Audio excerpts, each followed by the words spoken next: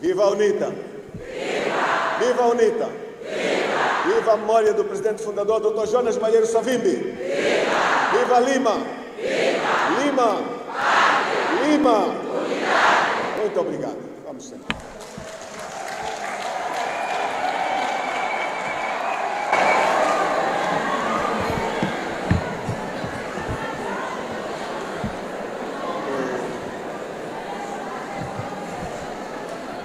Excelentíssima Vice-Presidente da UNITA, Senhora Presidente da Lima, Senhor Secretário Provincial do Partido em Benguela, mamães do Comitê Nacional da Lima, distintos membros da sociedade civil, das autoridades tradicionais e religiosas aqui presentes, caros jornalistas, senhoras e senhores, não posso deixar, numa altura como esta, de saudar, neste Março Mulher, todas as mulheres do nosso país, Angola.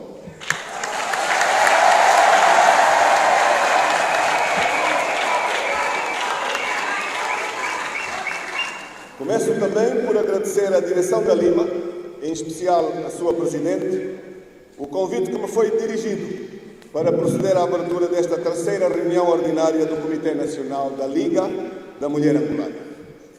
Esta reunião tem lugar num momento muito particular do nosso país, com desafios imensos no plano político, com o acentuar da crise económica e no pico do movimento social reivindicativo por direitos e retribuições mais justas para os trabalhadores. O país todo sofre os efeitos de uma governação que tem apenas um objetivo: a manutenção do poder, por qualquer preço. Pelos desafios que a sociedade enfrenta, são inúmeras as prioridades para um fórum desta natureza, mas eu trago aqui aquelas que são consideradas as principais prioridades numa agenda sobre a mulher, numa agenda sobre a mulher de Angola, numa agenda para Lima. E as prioridades são o assédio sexual sobre a mulher.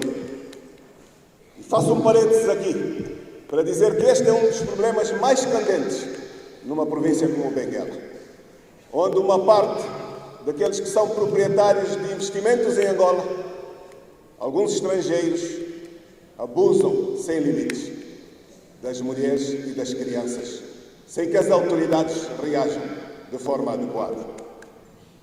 Outra das questões fundamentais é a falta de oportunidades. Uma outra, a diminuta presença de mulheres em cargos de chefia ainda. E nós temos internamente que fazer um enorme esforço nesse sentido.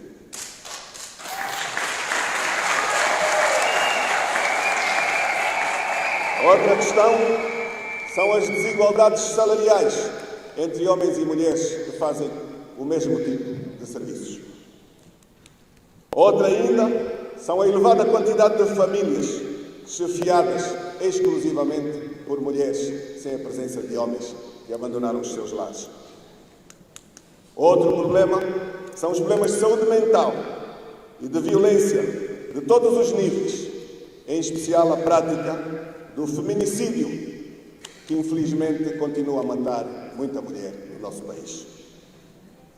Não podemos esquecer o tratamento discriminatório das meninas nas aldeias e mesmo nas cidades, onde sobre elas recaem todas as responsabilidades de serviços nos lares, acabando por ser preteridas nas prioridades de educação. São estes os aspectos nucleares que a sociedade, e de certeza esta reunião, deve saber encontrar respostas e soluções para garantir assim uma sociedade mais justa e melhor para todos. Este Comitê Nacional da Lima deve debruçar-se sobre os valores éticos que se têm diluído todos os dias à vista desarmada, distanciando-se de referentes mínimos aceitáveis numa sociedade como a violência sexual e doméstica, que é uma realidade preocupante com a qual nos batemos no dia a dia. Já falei aqui do assédio sexual no trabalho, que diminui a autoestima e a capacidade conceptual da mulher, colocando-a numa condição de vulnerabilidade.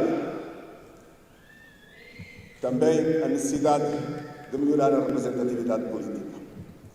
Temos de discutir a forma como é abordada a mulher trabalhadora em regime ambulante, a que pejorativamente se trata por zungueiras. Temos de pôr fim à cultura, que em termos práticos já está institucionalizada, de desvalorização, de subalternização e de humilhação da mulher.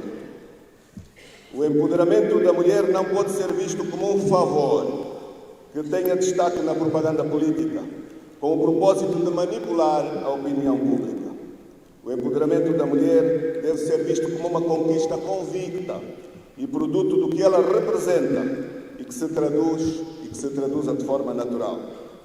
Só com essa visão, a mulher pode participar na vida pública de forma livre e independente, conferindo-lhe um ascendente na contribuição para a construção de uma sociedade livre e melhor para todos. Mamães da Lima. O país apresenta hoje taxas de natalidade elevadíssimas que determinam um forte crescimento demográfico, apesar dos índices não desprezíveis de mortalidade infantil e mortalidade das próprias mães, que é preciso melhorar. Se em 1975 Angola contava com uma população de pouco mais de 10 milhões de habitantes, o censo de 2014 revelou já uma população de cerca de 34 milhões de habitantes. Isto é, o número de habitantes triplicou. E as projeções apontam para cerca de 42 milhões de habitantes para o censo previsto para julho deste ano e para aproximadamente 60 milhões em 2050. Se este crescimento, nesta progressão geométrica, é por si só um aspecto crítico, mais crítico se torna se tivermos em conta a forma profundamente assimétrica que o caracteriza, com grande pressão sobre os centros urbanos e o litoral de uma forma geral, e uma desertificação acrescida e crescente do meio rural. Estas distorções demográficas são o resultado direto da falência das políticas, e em particular das políticas económicas e sociais delineadas nos últimos tempos, que sobrevalorizam os centros urbanos e tendem a ignorar simplesmente o meio rural. Daí o crescimento macrocefálico de Luanda e, nomeadamente, de Benguela, como exemplos de cidades. O meio rural só entra nas prioridades do investimento quando se trata da compra do voto, o célebre Coenda.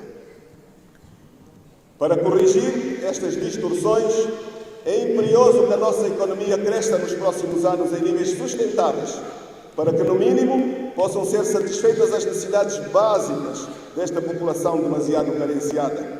Sejam eliminadas as extensas bolsas de pobreza, sejam definitivamente projetados o desenvolvimento sustentável do nosso país. Não existe no nosso país uma relação lógica entre o crescimento da população e o crescimento económico, tendo como consequência o aumento da pobreza, a falta de escolas, a falta de serviços públicos, projetados muito aquém da realidade dos números. Nós precisamos de produzir riqueza para poder distribuí-la com base no princípio da justiça social e do tratamento igual para todos. Minhas senhoras, meus senhores, mamães da Lima, como se vê, mais uma vez mostramos aqui que o partido do regime não tem para Angola uma agenda de desenvolvimento, mas tão somente um projeto de poder, ou seja, está apenas preocupado com a manutenção do sistema do partido-Estado. Ora, cada ano de estagnação ou de recessão, cada ano em que o país se arrasta no tocante ao desenvolvimento, representam enormes riscos futuros. Promove-se o subdesenvolvimento com elevadas consequências para as gerações vindouras. Cabe-nos hoje a responsabilidade de alertar, de participar e de procurar impedir que este atraso seja cada dia maior. Cabe-nos, com atos, promovermos esperança a todos e, muito em particular, às gerações mais novas. É nossa obrigação liderar o combate político para que ocorra em Angola uma alternância política, pois só por via dela será possível encetar as reformas urgentes e necessárias que ponham cobro definitivamente ao sistema do partido-Estado.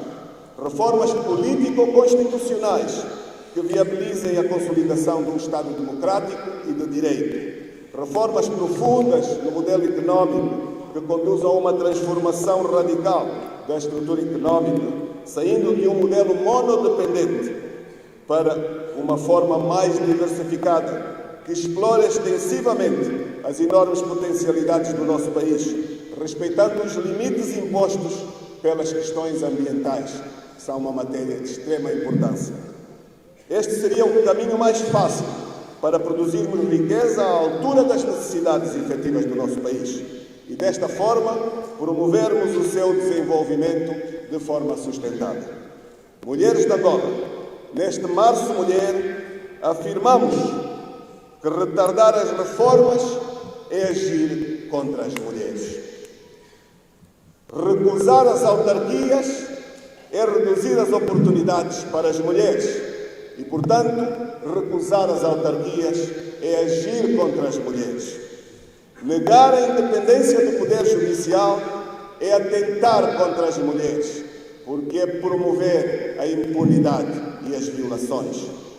Aprovar leis que potenciam um Estado repressivo é atentar contra as mulheres, porque gera limitações às liberdades, gera o luto, gera sofrimento, gera despedimentos, desagrega os lares e as mulheres são sempre as mulheres as mais sacrificadas quando isto assim ocorre. E sobre quem recaem as consequências, mas também sobre quem recaem as soluções, infelizmente, anteriormente nunca escutadas ou auscultadas para que tal não aconteça. Mamães da Lima, mulheres de Angola, neste evento da Lima que se realiza em Benguela, queremos deixar uma palavra específica para as enormes potencialidades económicas que esta província tem, com uma forte palavra a dizer no desenvolvimento que vislumbramos para o nosso país. Pretendemos um desenvolvimento equilibrado e justo, isto é, livre das profundas assimetrias que hoje caracterizam Angola, ou seja, um desenvolvimento vincado verdadeiramente pela inclusão social, favorecendo uma justa distribuição da renda nacional, que é aquilo que não acontece. Benguela dispõe de extensas potencialidades agrícolas, minerais e pescatórias que devem potenciar o desenvolvimento do país. Benguela possui capacidades industriais que, se forem adequadamente desenvolvidas, podem transformar a província num destacado parque industrial. Benguela possui um potencial turístico inesgotável que, bem aproveitado, pode resultar na mais pujante indústria turística do país. Benguela possui um ativo de valor incomensurável, o Porto do Lubito, que, inserido no designado corredor do Lubito, pode resultar numa grande contribuição para a economia local e nacional. E não apenas um corredor para escoar minérios do Congo, tal como está a ser hoje colocado no centro. Deve ser um corredor, fundamentalmente, para servir as populações de Angola e o seu desenvolvimento. Porém, o ativo mais valioso que Benguela possui são as suas gentes.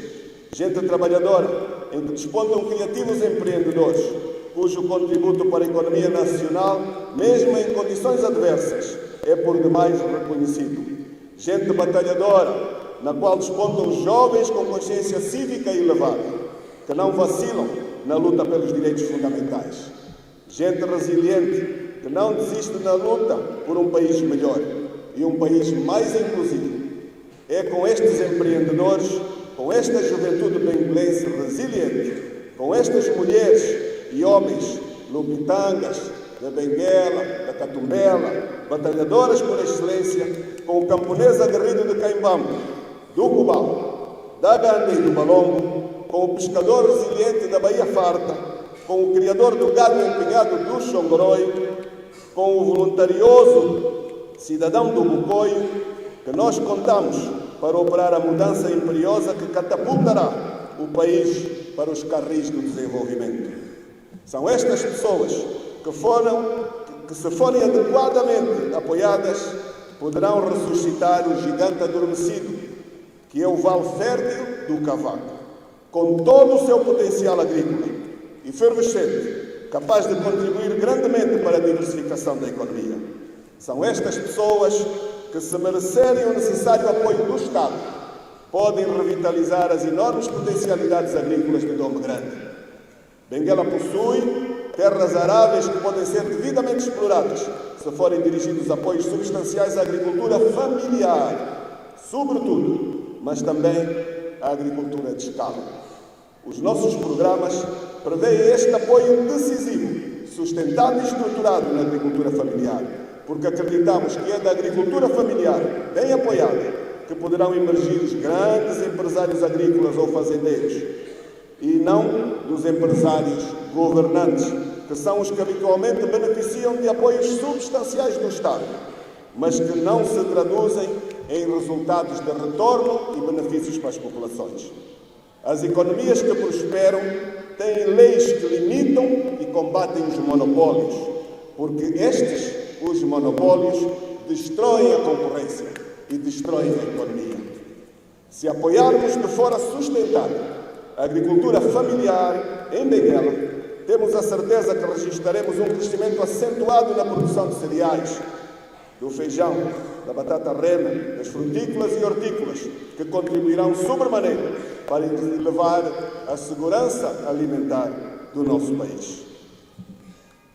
Minhas senhoras, mamães da Lima, meus senhores, nós acreditamos que o setor privado deve ser o motor da economia, cabendo ao Estado um papel fundamentalmente regulador, não é interventivo por excesso, para que as forças de mercado não sufoquem o princípio da justiça social e da igualdade de oportunidades. Para o efeito, é fundamental estimular localmente o empreendedorismo no seio dos jovens benguelenses e apoiar continuamente o empresariado local, de modo a ser o principal motor na dinamização da economia. Entendemos, por isso, que o Estado deve dirigir aos empresários nacionais apoios multiformes, sob a forma de incentivos fiscais, facilidades creditícias e outras, sobretudo aos pequenos e médios empresários, de maneira que estes possam ganhar estofo para desenvolver a sua atividade empresarial. Infelizmente, não é o que temos nos dias que correm, em que, perante as dificuldades mil por que passam muitos empresários, fruto da crise económica que se arrasta há anos, a AGT não considera o perdão fiscal como uma possibilidade para conceder alguma folga aos empresários, preferindo, pelo contrário, a perseguição impiedosa que conduz muitas vezes às falências das empresas e à perda alargada de empregos, que explica em grande medida a necessidade de recurso ao mercado informal e explica também as elevadas taxas de desemprego que nós conhecemos. Mamães da Lima, mulheres de Angola, Benguela possui praias esplêndidas que fariam as delícias de qualquer turista. Mas as praias por si só não fazem a indústria do turismo. É preciso que elas estejam circundadas por infraestrutura, que só os empresários podem colocar para conformar de facto a indústria turística. Portanto, o desenvolvimento da indústria turística em Benguela, capaz de se constituir num pilar importante da economia local, depende de uma conjugação de esforços entre empresários privados e o poder público. Para quê, perguntamos, gastar fortunas num aeroporto com formato internacional que depois tem apenas 1, 2 ou nenhum voo por dia? Por que é que tarda este aeroporto a ter as condições que todos esperam e que tanta falta faz ao desenvolvimento desta região? Por que não adequar de forma urgente este aeroporto aos programas de desenvolvimento que a província exige e que as províncias de proximidade também esperam? Torna-se evidente que, para desprender estas imensas potencialidades, o Governo e as instituições do Estado devem fazer respeitar as leis, fazer respeitar a Constituição da República de Angola, garantindo oportunidades iguais para todos, proteger a biodiversidade e acabar com o crime hediondo que se tem praticado nos nossos mares é um exemplo. Acabar com os arrastões que estão a destruir totalmente os habitats marinhos, que pescam de forma ilegal perante a conivência das autoridades, porque fazem-no à luz do dia e, quando apreendidos, são imediatamente soltos. Fica com problemas o polícia ou o fiscal que agiu dentro da lei. Isto tem que acabar, porque se atenta, agindo assim, contra os interesses do país, os interesses de todos nós. Valorizar e desenvolver o capital humano é, antes de tudo, valorizar a cultura local. Valorizar e desenvolver o capital humano local para capitalizar a riqueza da região significa, pois, que a realidade cultural deve ser bem reconhecida e as comunidades devem ser capacitadas para participar na concepção dos planos locais de desenvolvimento. Isto implica que as universidades locais concebam projetos de investigação científica que incidam sobre a realidade local e ofereçam cursos voltados para a formação de profissionais competentes para extrair valor das potencialidades económicas de Benguela. É, portanto, necessário estruturar a oferta formativa na perspectiva das potencialidades multifacetadas de Benguela e promover a educação de qualidade para que as oportunidades não escapem aos jovens benguelenses e possam desenvolver todo o seu potencial em terras onde nasceram. E isto é o que se deveria fazer para quaisquer outras regiões do país. Estes são, do nosso ponto de vista, algumas das premissas que permitirão revitalizar e revigorar a economia de Benguela, tornando-a numa alavanca preponderante para o desenvolvimento de Angola. Urge, assim, ter um governo com visão e com políticas adequadas para tirar o proveito de toda a riqueza nacional, que é muito vasta. Vamos finalizar esta comunicação voltando às mulheres, as nossas mamães da Lima, o braço feminino do nosso partido. Desejamos que prossigam assumindo também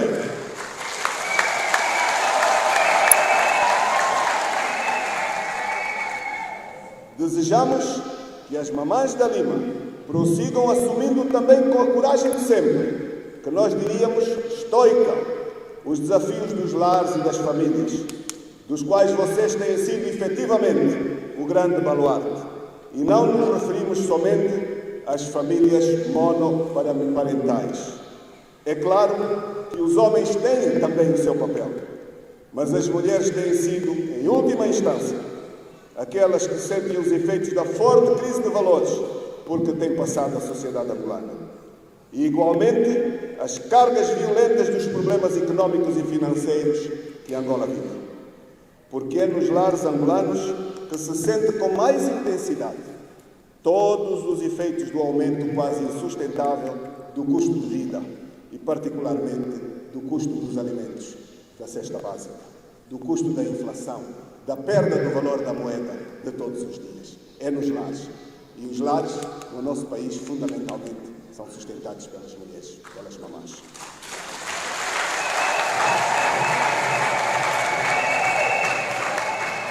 Por isso, as nossas valerosas militantes da Lima têm igualmente o dever de entrar na trincheira da vida, com as demais mulheres angolanas, solidarizando-se com elas e, inclusive, ajudando com os seus subsídios a encontrar os caminhos que levem à solução de todos os nossos problemas.